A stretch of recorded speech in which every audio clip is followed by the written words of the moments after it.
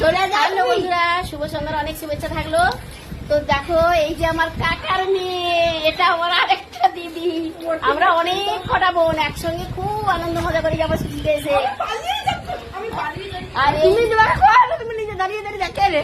আর এই দেখো আমার বোনের মেয়ে চিপস খাচ্ছে। এখানে কি হচ্ছে এত চিৎকার? ওই দেখো ম্যাডাম আমার বলে মা। আগুন লাগছে। হ্যাঁ, ওই দেখো কি বলছে, কি বলছিস বল বল। ম্যাডাম বলে আগুন লাগছে। এটা আবার কি ভাষা আমি জানি না, তোমরা যদি জানো কমেন্টে জানিও। আর ওইদিকে আমার মেয়ে, আর এই দেখো তোমাদের দাদাভাই।